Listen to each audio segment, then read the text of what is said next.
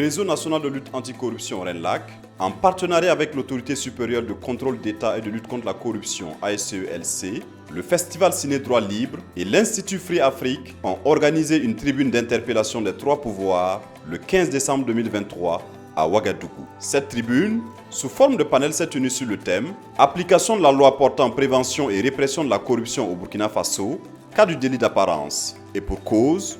Quand on annonçait la loi sur le délit d'apparence en 2015, beaucoup de citoyens se disaient que enfin, on va pouvoir savoir comment les gens font pour s'enrichir ou bien comment des gens s'enrichissent illicitement et puis on n'a pas les preuves.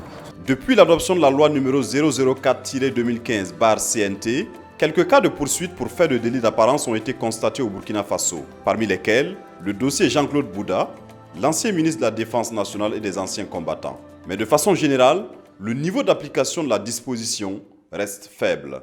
Pour le moment, comme je l'ai dit, la moisson est maigre, en tout cas par rapport aux espoirs qu'avait suscité l'incrimination, notamment l'adoption de ce délit d'apparence.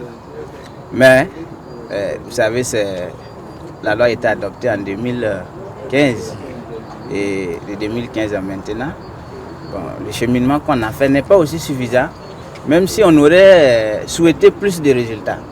Aujourd'hui, si vous prenez le pôle Écofi de Ouaga, c'est à peu près une dizaine de dossiers de délits d'apparence qui ont été traités. Certains ont été menés à leur terme, d'autres encore en cours. Donc c'est un bilan, j'allais dire, mi-raisin.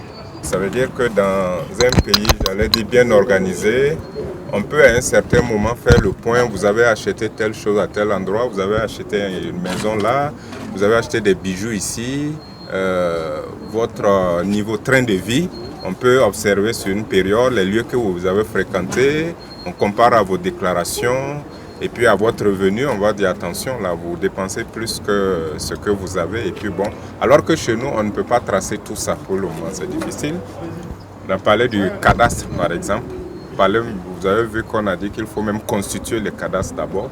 Donc vous envoyez des réquisitions au niveau des impôts, vous dites bon, nous voulons savoir cette personne-là, quelles sont ses possessions. La réponse vous vient que bon, on ne peut pas vous dire vraiment ce que la personne a. Donc ça rend la chose un peu plus difficile. Et comme on l'a dit, tout ce qui est corruption ou infraction assimilée, c'est des infractions qu'on ne commet pas au jour comme ça, c'est caché. Donc il faut que des gens viennent dire qu'attention, ce bâtiment-là, la personne vient la nuit regarder, mais c'est quelqu'un d'autre, par exemple, donc des dénonciations. Et là aussi, bon, dans ce domaine, il n'y en a pas beaucoup. Ce constat peut s'expliquer en partie par l'insuffisance des dénonciations et les difficultés dans la réalisation des enquêtes. C'est pourquoi le consortium d'organisations a décidé de mettre un coup de pied dans la fourmilière à travers un panel d'interpellation des pouvoirs exécutifs, législatifs et judiciaires. Nous, on veut voir comment on peut booster le délit d'apparence pour pouvoir savoir en fin de compte quelles sont les fortunes tapies dans l'ombre et des fortunes indues qu'on devrait récupérer pour participer au développement du Burkina Faso.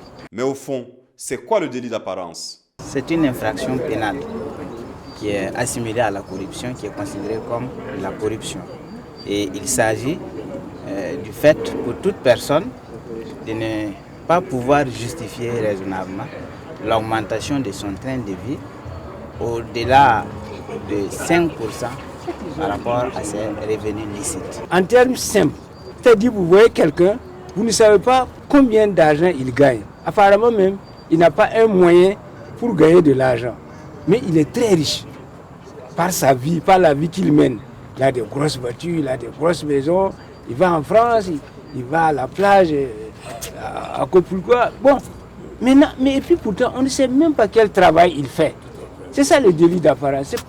Ce n'est pas une notion très compliquée. Dans le texte là même, on dit que c'est une infraction continue. C'est-à-dire qu'il n'y a pas de délai. On ne peut pas dire que c'est expiré. Tant que ce que tu as là est visible, le délit est là.